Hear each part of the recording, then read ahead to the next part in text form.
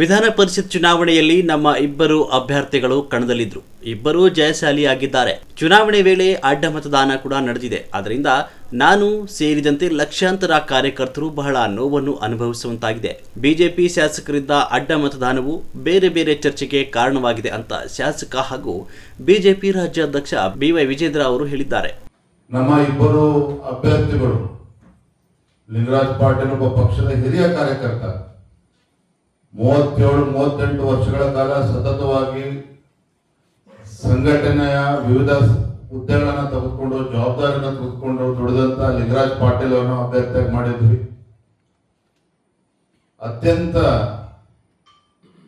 ಹಿಂದುಳಿದ ಸಮಾಜ, ಮಡಿವಾಳ ಸಮಾಜಕ್ಕೆ ಸೇರಿದಂತ ನಮ್ಮ OBC ಮೋರ್ಚಾದ ಅಧ್ಯಕ್ಷ ರಘು ಕೌಟಿಲ್ಯ ಅವರನ್ನು ಕೂಡ ಅಭ್ಯರ್ಥಿ ಮಾಡಿದ್ವಿ. ರಘು ಕೌಟಿಲ್ಯ ಅವರು 29 ಮತಗಳನ್ನು ಪಡೆದರು. ಲಿಂಗರಾಜ್ ಪಾಟೀಲ್ ಅವರು 27 ಮತಗಳನ್ನು ಪಡೆದುಕೊಂಡು ಜಯಶಾಲಿ ಆಗಿದ್ದಾರೆ, ತಿಳಿದಿರುವಂತ ವಿಚಾರ. ಆದರೆ ಚುನಾವಣೆ ಸಂದರ್ಭದಲ್ಲಿ ನಡೆದಂತ ಅಡ್ಡ ಮತದಾನ ನನ್ನನ್ನು ಸೇರಿದಂತೆ ರಾಜ್ಯದ ಲಕ್ಷಾಂತರ ಕಾರ್ಯಕರ್ತರು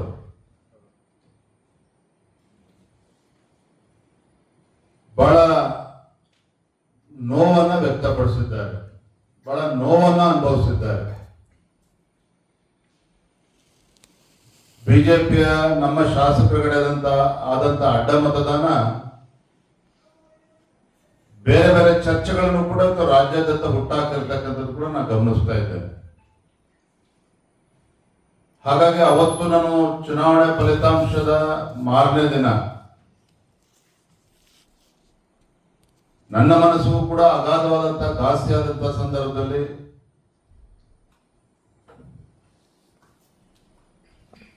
ಶಾಸಕಾಂಗ ಪಕ್ಷದ ಸಭೆ ಧರ್ಮಸ್ಥಳದಲ್ಲಿ ಆಗ್ಬೇಕು, ಶಾಸಕರು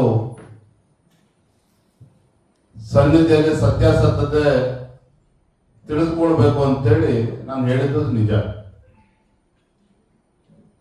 ನಾನು ಕೂಡ ಒಬ್ಬ ಭಾವನಾತ್ಮಕ ವ್ಯಕ್ತಿ. ನನ್ನ ಮನಸ್ಸಿಗೆ ಏನು ತೋಚಿತೋ ಅದನ್ನು ಹೇಳಿದ್ದೇನೆ.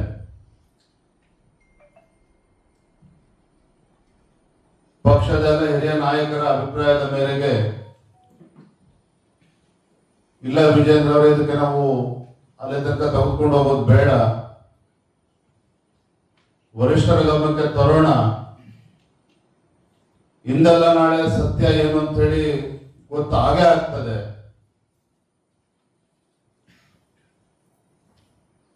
ಅಲ್ಲಿಂದ ಮುಂದುವರ್ಸೋದು ಬೇಡ ಅಂತ ಹೇಳಿ ನನಗೆ ಕಿವಿ ಮಾತನ್ನ ಹೇಳಿದಂತ ಸಂದರ್ಭದಲ್ಲಿ